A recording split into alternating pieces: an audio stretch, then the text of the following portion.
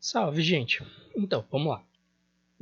Entre os artigos que eu andei procurando para trazer, eu escolhi esse aqui, de Dominique Gillo e de Nicolas Clydier. Não vou acertar esse sobrenome. Ele é um artigo que saiu, um artigo tá de acesso aberto. Ele saiu dia 14 de julho desse ano de 2020 na Nature.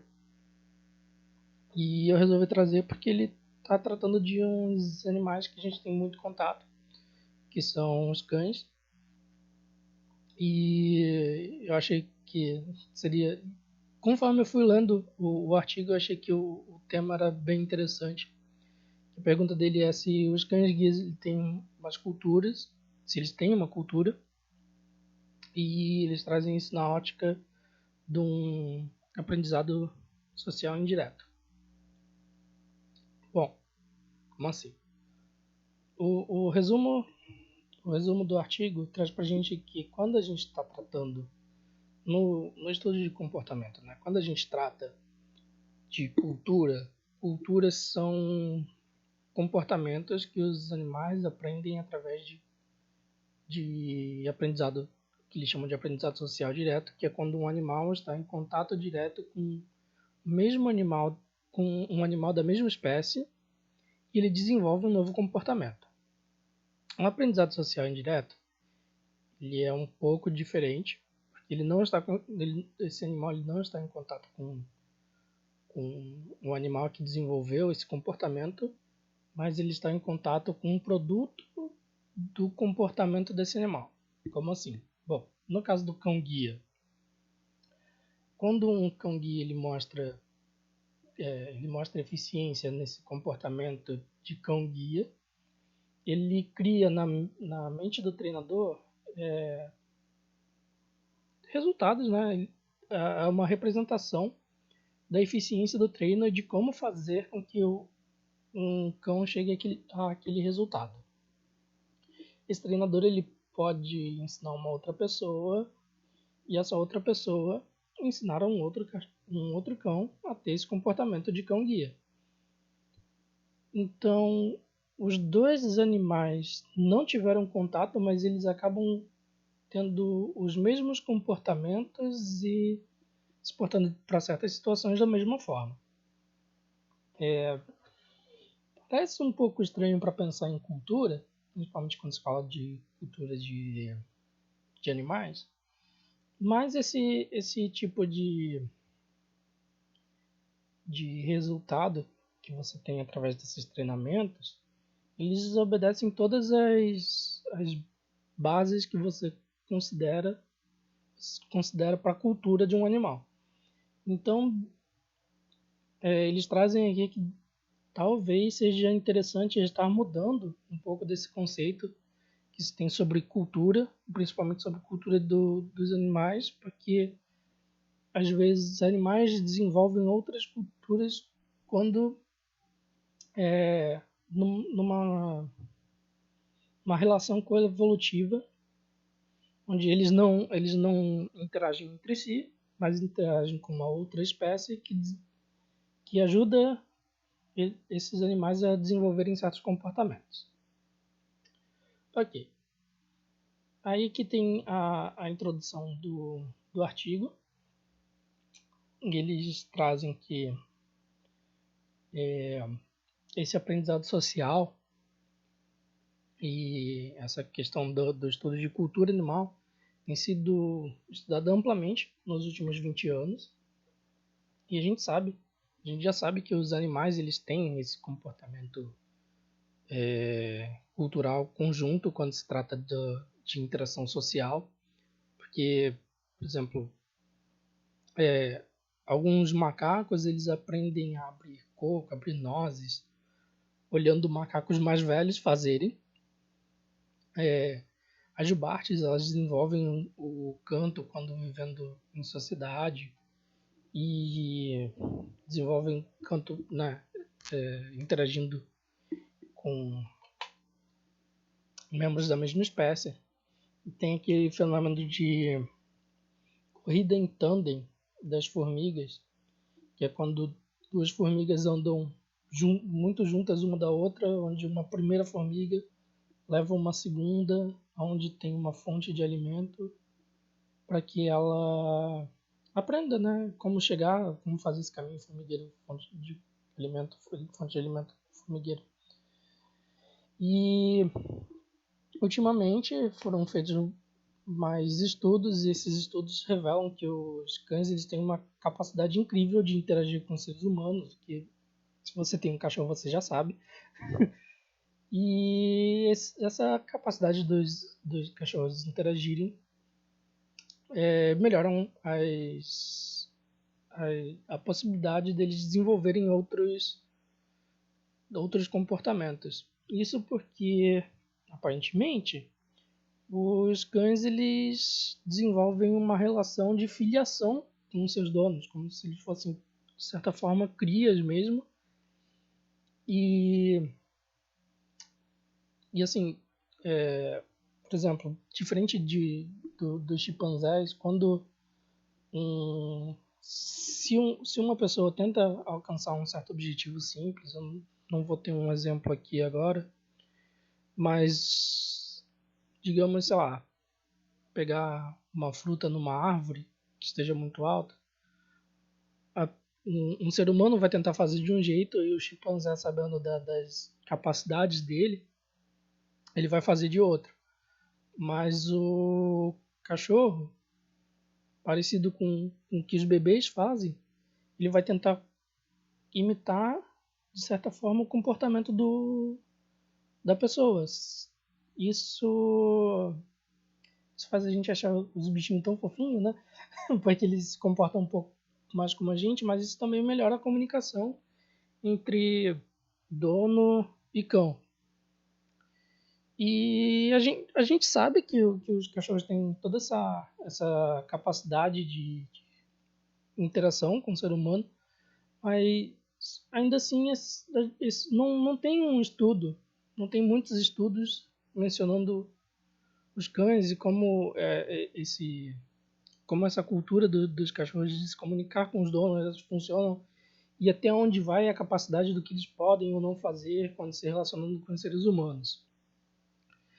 E aí vem a pergunta: se a gente não tem tanta informação assim, esse comportamento de cão guia, ele é um comportamento cultural dos cães? Então, a gente tem aqui esse tópico sobre a difusão desse comportamento complexo, né, de cães guias, de como ele começou durante o século XX. O que acontece? Em 1915, um médico militar, Gerard Stalin, ele percebeu que o cão dele, um pastor alemão, ele parecia ajudar os cegos quando eles faziam visita ao hospital para os feridos da guerra. E ele, como um cara muito inteligente, foi fazendo essas observações e no ano seguinte, em 1916, ele abre a primeira escola para cães-guia. Ele escolhe alguns cães, alguns pastores alemães que ajudaram alguns soldados na guerra, provavelmente por pensar, se esse cão ajudou as pessoas na guerra, provavelmente ele já tem essa ligação, né, com, as, com os soldados, com as pessoas, e uma predisposição a esse comportamento de estar guiando as pessoas. E foi um sucesso assim, dentro dos padrões, né? E depois disso começam a abrir várias outras escolas para cães-guia. E aí, mais ou menos nos anos 20,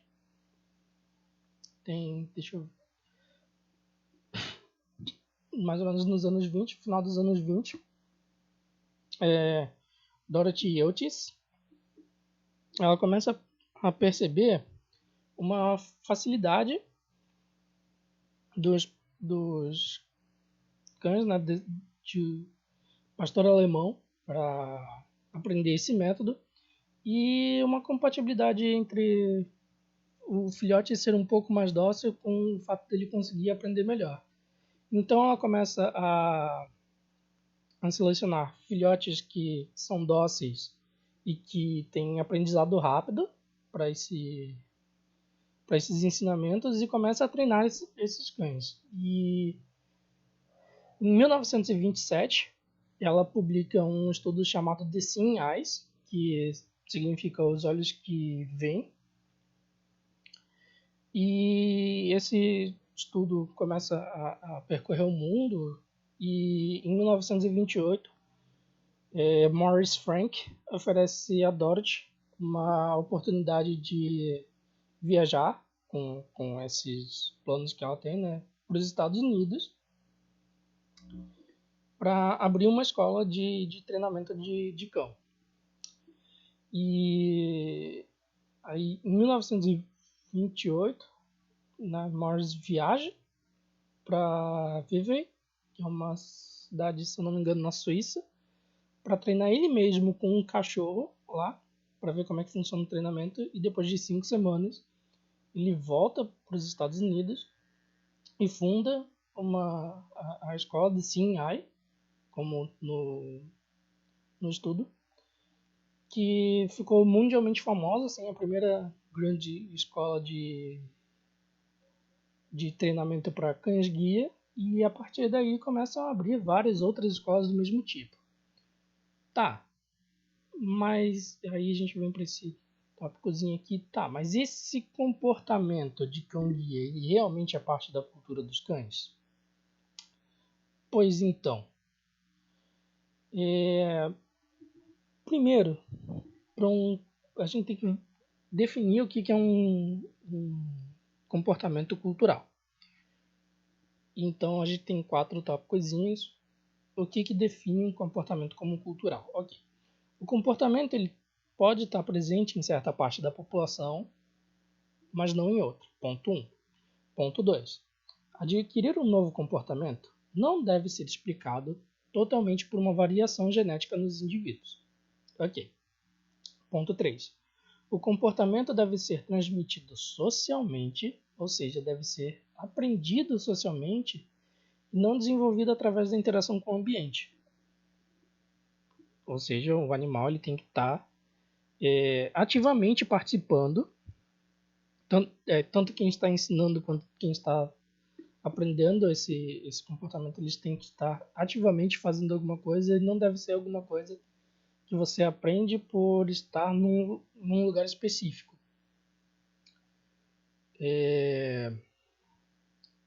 E 4, o indivíduo ele aprender esse comportamento aumenta a probabilidade de outros indivíduos aprenderem o mesmo tipo de comportamento. Ok. Agora vamos pensar. Se a gente olhar, facilmente a gente consegue colocar esse comportamento de cão-guia nos 3 primeiros tópicos. O comportamento está presente em alguns cães, mas não está em outros. Não é questão de uma variação genética para um cão-guia aprender esse comportamento. E esse comportamento ele é, sim, ensinado de forma ativa e aprendido de forma ativa pelo cão. Ok. Aí fica uma pergunta, tá, mas o cão, quando ele aprende, aumenta realmente a probabilidade de um outro cão aprender esse mesmo comportamento? Porque quando estão interagindo cachorro e cachorro, um cão não ensina o outro como desenvolver esse comportamento de cão guia, certo? Mas aí isso é olhando muito para o caso de interação social, né, de aprendizado social direto. Só que se a gente pensar numa condição indireta, a gente colocando o fator ser humano no meio, quando um cão aprende esse comportamento de cão-guia, e ele cria, como a gente já tinha comentado antes, ele cria essa representação de como o treino funciona na mente do treinador. O treinador pode passar esse treinamento para frente para um outro cão. E conforme um cão vai respondendo mais rápido ou mais devagar para certas coisas, você vai adaptando o treino. Ok. E uma vez que um cão aprenda esse comportamento de cão-guia, que a gente sabe que esse treinamento funciona, esse treinamento ele vai passar para frente e aumenta muito mais as chances de que outros cães, que possam vir a ser cães-guia, aprendam esse comportamento. Então, de novo, a gente não está olhando para um lado direto, porque os cães entre si eles não ensinam um ao outro como desenvolver esse tipo de comportamento. Mas, um cão aprender um comportamento de cão-guia facilita com que outro cão aprenda também. Então, você tem esse comportamento encaixando nos quatro pré-requisitos, né? E a gente pode dizer sim, então, que sim, esse comportamento ele pode ser considerado um comportamento cultural. E aqui. E aí nós temos o aprendizado social direto e o aprendizado social indireto. O aprendizado social direto é o que a gente vê muito nos animais. Quando um animal ele está sendo ensinado ativamente, ou quando ele está fazendo observação de um outro animal, ele está desenvolvendo esse aprendizado social direto. Eu vejo alguém fazer alguma coisa, ou alguém me ensina a fazer alguma coisa, esse indivíduo A é o meu modelo, e eu copio esse comportamento e desenvolvo novas habilidades a partir desse novo comportamento. Isso numa ponte direta. Só que temos a diferença, que é o comportamento de aprendizado social indireto. Quando tratamos de nós como seres humanos, temos o comportamento social indireto muito presente na nossa vida. A gente raramente interage com quem com quem teve resultado do... Não tão raramente, porque né, temos escolas e tal, mas a gente aprende muito a partir de livros, de imagens, a partir da internet. E então a gente não está interagindo com a pessoa que teve primeiramente essa mudança de comportamento. A gente está agindo com o produto do que ela fez, que ela trouxe para a gente, que ela disponibilizou. E a partir disso nós podemos mudar o nosso comportamento. E aqui eles têm uma tabela de como isso pode acontecer. Essa tabela está com relação ao comportamento social indireto, principalmente esse B2 aqui, que você tem uma primeira pessoa aprendendo uma história, alguma coisa, a partir de um livro. Esse livro é reescrito, ou esse livro é passado para outra pessoa, e outra pessoa aprende, por aí vai. E aqui a gente tem a diferença dos aprendizados sociais, direto e indireto. E ele está muito ligado a ser facilitado por quem você está de quem você está aprendendo. Você tem uma mecânica de facilitação, ou algo que você aprende por estar em determinado lugar. Por exemplo, você só consegue aprender a nadar se você estiver numa piscina ou estiver no rio. Então é uma questão de que você não está necessariamente aprendendo ativamente, mas você pode ser facilitado por uma outra pessoa. E essas são ações diretas. E você tem as ações indiretas, né? Que são como foi pontuado quando você tem contato com um produto. Se você tem contato com um livro, você começa a aprender, por exemplo, muita gente não aprende principalmente nas escolas, né, a teoria da química, não necessariamente porque chegaram no laboratório e foram fazer alguma coisa, mas sim porque leram no livro e entenderam como o resultado funciona. E aí ele traz a importância do, do aprendizado social indireto quando ele é mediado por um comportamento. Ok.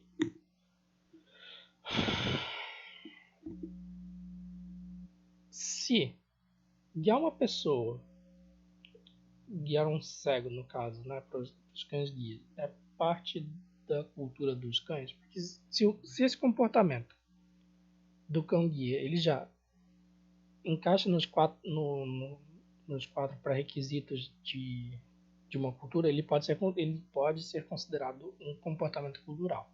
E se ele é um comportamento cultural, ele faz parte da cultura dos cães. Não de todos eles, mas faz parte da cultura dos cães.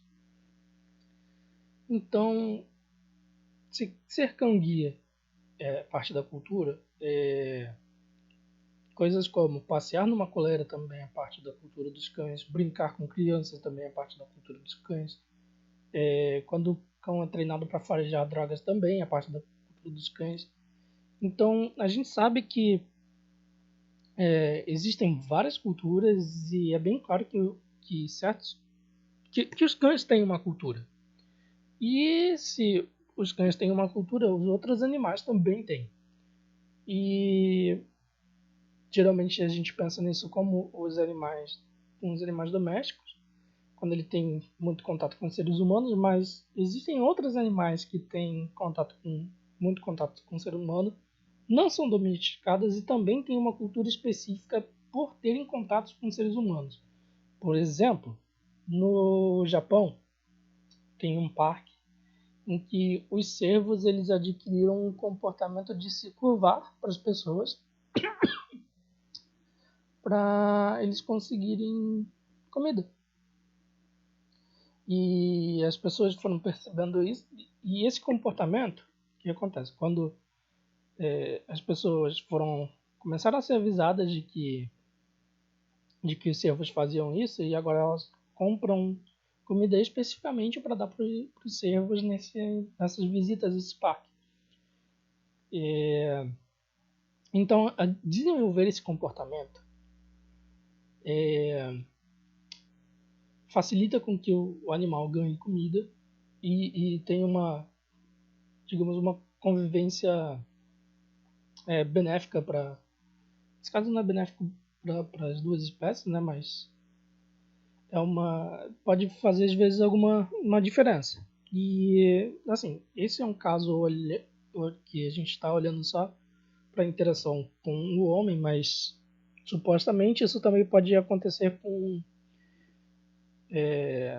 animais em diferentes espécies. Eles podem aprender a se comportar com certos animais de forma diferente quando interagindo com eles.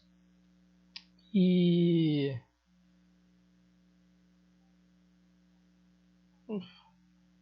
assim, vale lembrar também que esse comportamento, essa cadeia de comportamento, né, de comportamento indireto, ela é colocada nesse artigo principalmente porque eles estão olhando só para o comportamento de cão-guia, mas ele pode ter mais níveis de comportamento,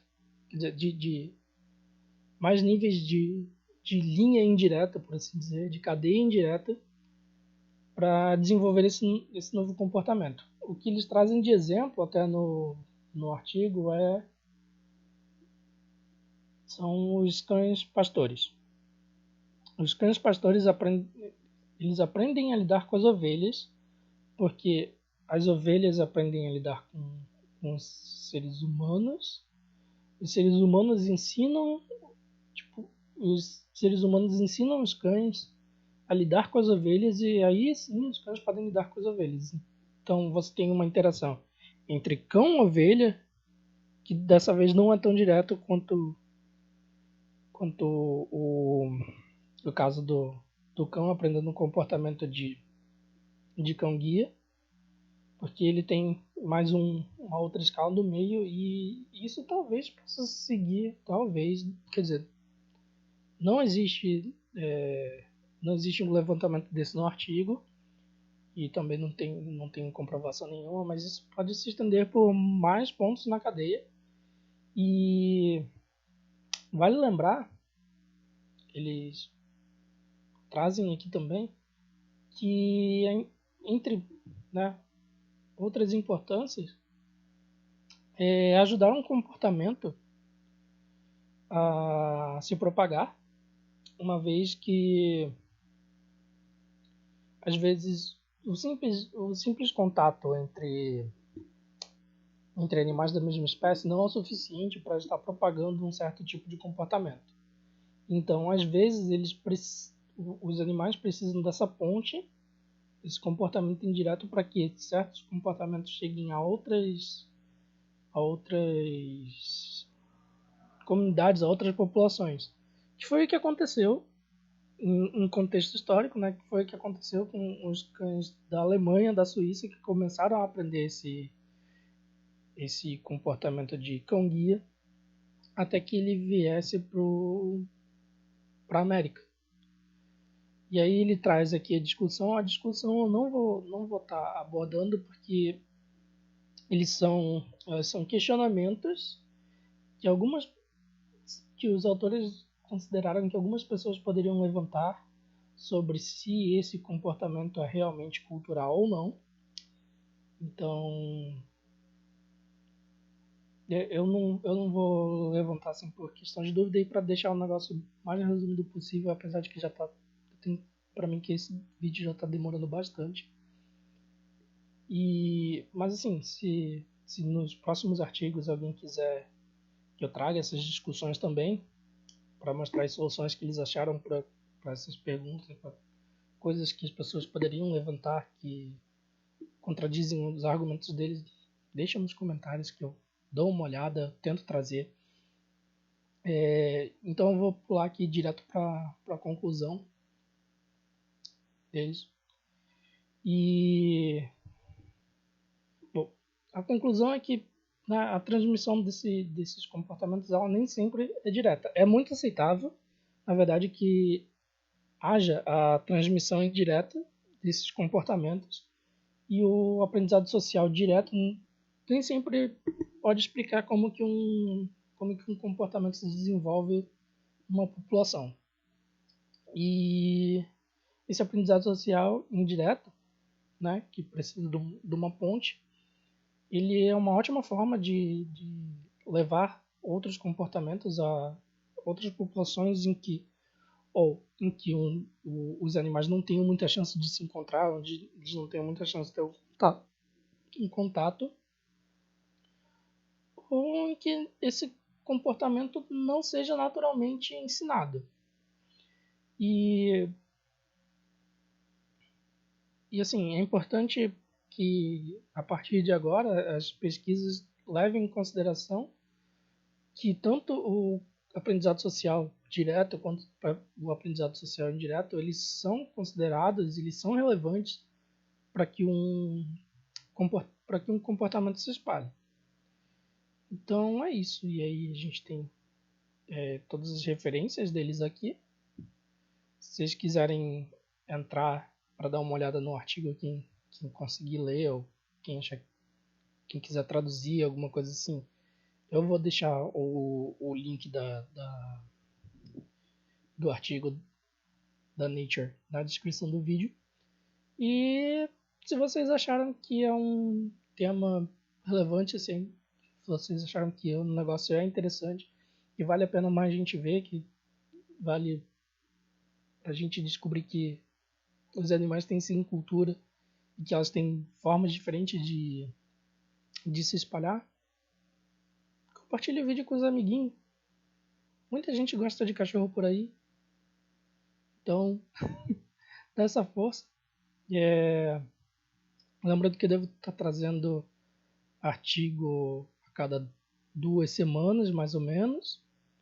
Acho que o próximo artigo que eu tenho é algo para trazer aqui é sobre belugas, mas eu não tenho certeza ainda. Provavelmente vou dar mais uma olhadinha. E é isso. Até mais.